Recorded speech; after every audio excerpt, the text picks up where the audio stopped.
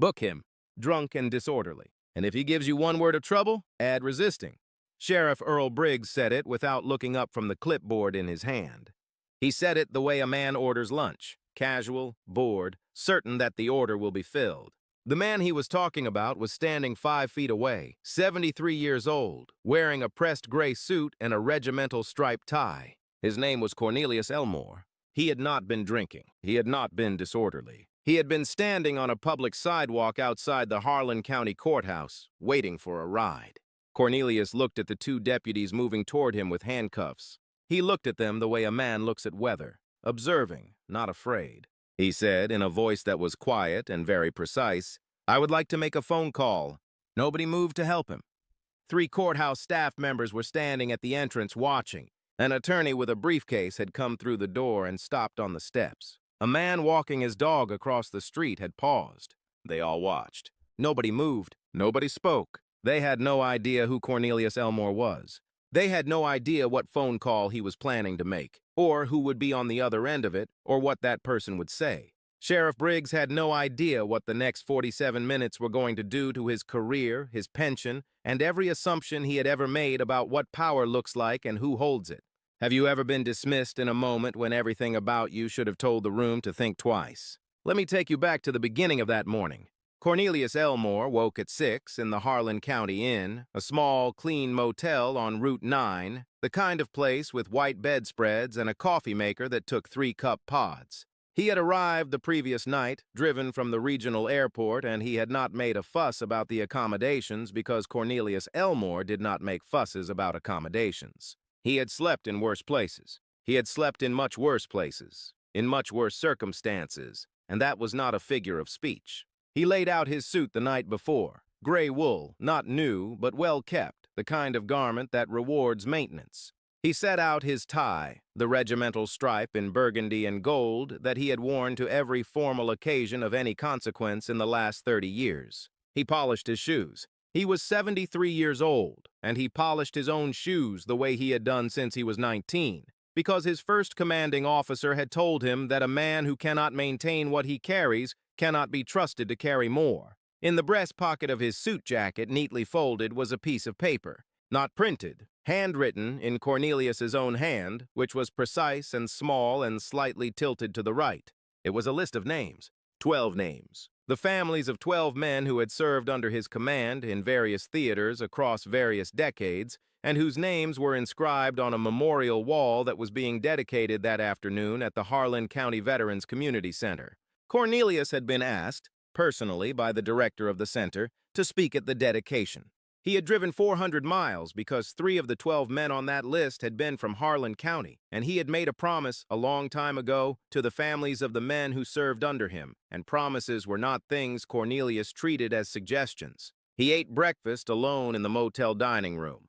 Oatmeal, black coffee, orange juice. He left a 20% tip on a $7 bill.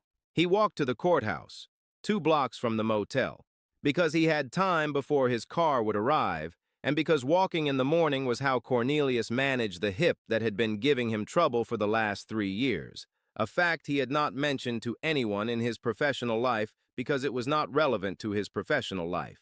He was standing on the sidewalk outside the courthouse looking at his list when the patrol car pulled up. The deputy who got out first was named Hensley. He was 26 years old and had been with the department for 8 months. He would later say in his formal statement that he was responding to a call about a man who appeared intoxicated on the courthouse steps, and that when he arrived, the man was standing and reading something, but that the caller had reported erratic behavior. The caller was never identified. The call, it would later emerge, was made from inside the courthouse, from a number connected to a phone registered to a clerk in the assessor's office. Hensley asked Cornelius for ID. Cornelius reached slowly into his breast pocket. Hensley saw the motion and his hand went to his hip, which he later said was protocol. What Cornelius produced from the breast pocket was a folded piece of paper, the list of names, because his ID was in the wallet in his jacket's inside pocket, and he was reaching for the list first to move it out of the way so he could get to the wallet. Hensley told him to stop reaching. Cornelius stopped. He explained that he was going for his identification, which was in his inside pocket. Hensley told him to keep his hands visible. A second deputy arrived, And then, 3 minutes into a conversation that had no basis in law, Sheriff Briggs himself pulled up in his vehicle because the courthouse was 2 blocks from the station, and he monitored his scanner closely when activity occurred near county property. Briggs stepped out. He looked at Cornelius. He took in the gray suit and the tie and the white hair and the posture, and Cornelius Elmore's posture was, even at 73, remarkable. The posture of a man who had stood in front of large groups of people in difficult circumstances and needed them to feel, from the way he held himself, that things were under control. Briggs took in all of this and made a calculation that said, "Old man, well-dressed, black, standing outside my courthouse. No one I know." "What's the problem here?" Briggs asked, directing the question at Hensley rather than at Cornelius. Hensley explained the call. Briggs looked at Cornelius. Cornelius said quietly, "There is no problem. I am waiting for a car. I am speaking at the Veterans Center this afternoon. I have identification in my inside pocket." Briggs looked at him. Then he looked at the courthouse. Then he said to the deputies, "Book him, drunk and disorderly. And if he gives you 1 word of trouble, add resisting." He said it without looking at Cornelius, as if Cornelius were not standing there, as if Cornelius were a piece of furniture that needed to be moved to a different room. Cornelius said, "I would like to make a phone call." He was placed in handcuffs. He was walked to the patrol car. He did not resist. He did not raise his voice. His posture did not change. He walked with the slight favoring of the bad hip and the complete upright dignity of a man who has been in rooms where actual danger lived and who knows the difference between danger and indignity, even when both are wearing a badge. He was processed into the county detention facility at 10:42 in the morning. He was given 1 phone call at 11:03. He used it. "I need to take you back further now, decades further, because you need to understand what Cornelius Elmore had spent his life building before you understand what 1 phone call from him, placed from a county detention facility in Harlan County, set into motion." Cornelius had grown up in a small city in the South, the second of 5 children, in a house that his father had built himself on a lot he had purchased, in cash, from a man who had not wanted to sell to him. The house was white clapboard with a porch, and Cornelius's father had sat on that porch every evening and read. He read broadly and seriously and without pretension. He kept the books in a case in the front room. The case had glass doors, not to show the books off, but to keep the dust out. He told his children that the books were tools.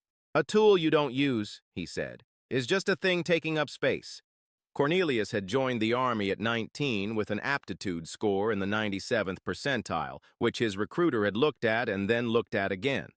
He had risen. It was not easy. Easy was not a word that applied to any part of it. Not the early years, not the middle years, not the leadership years when the difficulty changed character but did not diminish.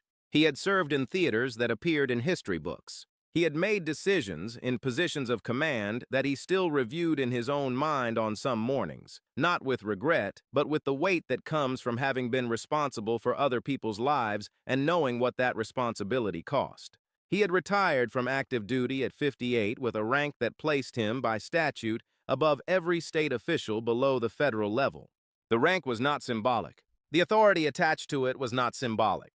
There were protocols associated with his rank that remained active after retirement, protocols that most sheriffs in most counties in this country would have been unlikely to know about because the protocols were not the kind of thing taught in county law enforcement training. In his breast pocket, on the folded piece of paper with the 12 names, he also had a direct contact number, not a general line, not a secretary, but a direct number for the Secretary of Defense's office. He had held that number for 12 years. He had used it twice. This would be the 3rd time, but he did not call that number. He called a different one. He called a number that rang in an office in a particular building in Northern Virginia, in a room where a man named General David Parrish, currently serving as Deputy Chief of Staff for Operations, had worked for the past 3 years. Cornelius had known David Parrish since Parrish was a 24-year-old second lieutenant who had, under Cornelius's command, performed an act of sustained composure under fire that Cornelius had cited in the commendation he personally wrote. They had stayed in contact. The kind of contact that military men maintain, not frequent, but real. Cornelius, from the county detention facility in Harlan County, called David Parrish's direct line. Parrish answered on the 2nd ring. Cornelius said without preamble, "David, I am in a county detention facility. I have been arrested on a pretext. I have a speaking engagement at the Harlan County Veterans Center at 2 this afternoon. I would appreciate assistance. Parrish said, "Give me 20 minutes." He did not ask for more details. He did not express disbelief. He did not say, "I'll see what I can do." Why, he said, "Give me 20 minutes the way you say it when you know exactly what you're going to do and you know it will take less time than you're allowing." It took 14. At 11:22, the phone rang at the front desk of the Harlan County Sheriff's Department. The call was routed from the Sheriff's Department main line to Briggs's cell because Briggs had taken his personal vehicle back to the station and was in his office. The caller identified himself as a general officer on active duty, calling from the Pentagon on behalf of the detained individual. The caller stated Cornelius Elmore's rank, full name, and the statutory provisions that governed the detention of a retired officer of that rank. He stated these things in a tone that was completely level and contained somehow more authority than any shouting could have. He said, "Sheriff Briggs, the man you have in your facility outranks your governor by several classification levels. I would strongly recommend you have him out of that facility and in front of an apology within the next 15 minutes. The Secretary of Defense has been informed. The Judge Advocate General's office is preparing a review. If you have any questions about the statutory authority I am citing, I am happy to walk you through it." Slowly, Briggs's face had gone the color of old paper. His knees, the deputy standing in the doorway later reported, appeared to lose some of their confidence in the structural integrity of the floor. Briggs said something. It was not clear. He said it again. It was still not clear. He got in his vehicle. He drove to the detention facility. He was there in 4 minutes, which was faster than his usual drive, because he did not stop at the light on Merchant Street. Cornelius was brought from the holding area. He had spent the time sitting upright on the bench, his hands folded in his lap, looking at the middle distance. He had not slept. He had not shown distress. He had simply waited, the way he had waited, over a career spanning 4 decades, through things considerably more difficult than a holding bench in Harlan County. When Briggs came in, Cornelius stood. He stood the way he always stood, completely, without using his hands to push off the bench, despite the hip, because there are moments when the body's accommodations are private matters. Briggs said, "Mr. Elmore, General Elmore," Cornelius said. Not sharply, just accurately. A correction offered with the same precision as everything else he did. Briggs's jaw moved. "General Elmore, there has been a significant misunderstanding this morning, and I would like my phone back, my list, and a vehicle to the Veterans Center," Cornelius said. "I have a speaking engagement at 2 o'clock, and I intend to keep it."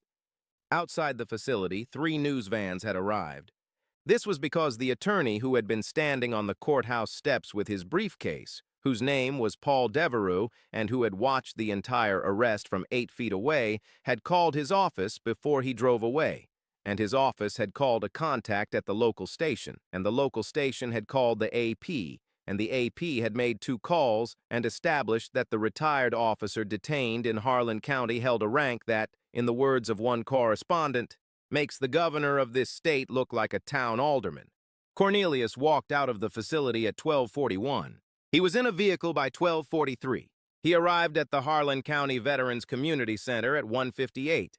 He was 2 minutes early. He straightened his tie in the car's rearview mirror. He got out. The dedication went exactly as planned. Cornelius spoke for 22 minutes. He did not mention what had happened that morning. He spoke about the 12 men on the list in his pocket, about what they had given and what the giving had cost, about the families who carry that cost forward. 3 people in the front row wept openly. The director of the center said, afterward, that it was the finest address the center had ever hosted. What happened to Earl Briggs happened methodically, the way consequences happen when federal oversight has clear evidence, documented procedure, and no ambiguity about whose authority superseded whose. The JAG review took 3 weeks. The use of force review, which examined not just the Elmore arrest, but the intake procedures that had failed to surface his identification before booking, took 6 weeks. The discovery process in those 6 weeks surfaced something that had nothing to do with Cornelius Elmore. A pattern of pretextual arrests in the county over the preceding 4 years, disproportionately concentrated in the neighborhoods around the Route 9 corridor, with complaint records that had been filed and, in 11 documented cases, processed improperly. Briggs was suspended pending review at the end of Week 2. He was terminated at the end of Week 7. The charges filed against him were not limited to the Elmore incident. They included the improper processing of complaints and 2 counts of official misconduct connected to the Route 9 arrests. His attorney negotiated. The negotiation took 4 months. The outcome was not in Briggs's favor. Deputy Hensley, the 26-year-old with 8 months on the job, was not charged. His statement had been consistent, and he had been operating on Briggs's direct order. He requested a transfer within the first week. It was granted. He later completed a federal certification program in civil rights law as it applied to law enforcement. He would say, years later, in an interview for a documentary on departmental reform, that the morning of the Elmore arrest was the most clarifying experience of his professional life. "I watched a man keep his dignity while someone tried to take it," he said. "I decided I wanted to be someone who would have stopped it." The phone call that Cornelius had made, one phone call from a county holding bench in 14 minutes, had initiated a review that would result in the external audit of every arrest made in Harlan County in the previous 4 years. The audit took 7 months. The results were presented to the county commission in a report that ran to 231 pages. The commission voted to implement the report's recommendations, all 14 of them, by a margin of 7-1. The one dissenting vote retired from the commission the following spring. In the fall of the year following the incident, the Harlan County Veterans Community Center held its annual gala. Cornelius attended. He sat at table 4. He ate chicken and green beans and declined the wine. He spoke to the families of the men on his list, the ones who were there, and he asked about the children, and he remembered the names of the children from the previous year because Cornelius Elmore remembered things. At the end of the evening, the director presented him with a framed copy of a resolution passed by the county commission 3 months earlier. The resolution named a meeting room in the Veterans Center, the Elmore Conference Room. It described Cornelius, in the formal language of such resolutions, as a man whose service to this nation and whose conduct in the face of institutional disrespect exemplified the values that this center exists to honor. Cornelius thanked the director. He took the framed resolution. He looked at it for a moment. Then he said, "Name it after the 12. He said, "Their families deserve to see those names on a wall, not mine." He said it without any drama, the way he said everything. The director amended the resolution the following week. The room was named for all 12. Cornelius's name appears nowhere on the wall. Go back, for just a moment, to the sidewalk outside the courthouse.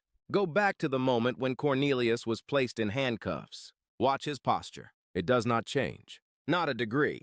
Watch his hands. They go behind his back without resistance, without any visible alteration in the set of his shoulders. A man who has stood in far more difficult places is recognizing this for what it is. A temporary inconvenience being administered by a man with no idea what is about to arrive.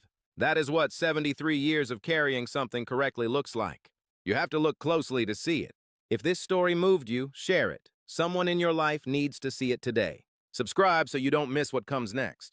And tell me this. Have you ever been in a room where someone made a judgment about you based entirely on what they could see and had no idea what you were actually carrying? Drop it in the comments. Here's what really gets me. It's not the rank. It's not the phone call that took 14 minutes to reshape the entire morning. It's the list. 12 names. 12 families. He drove 400 miles to stand in front of those people and say the names of the men he had led and lost and carried. And when he got there, he was going to have to do it in a pressed gray suit with a detention processing number still on his wristband, because that is the world as it was that morning. But he was going to do it. He had made a promise. Indignity does not dissolve a promise. That is something that cannot be taken by a person who does not understand what a promise is. So here is my question, and I want you to sit with it. What promise have you kept when it would have been reasonable to let it go? What obligation have you carried to a room that cost you something to enter? Tell me. Leave it below. I read every one, and the ones that stay with me the longest are the ones that sound like this story.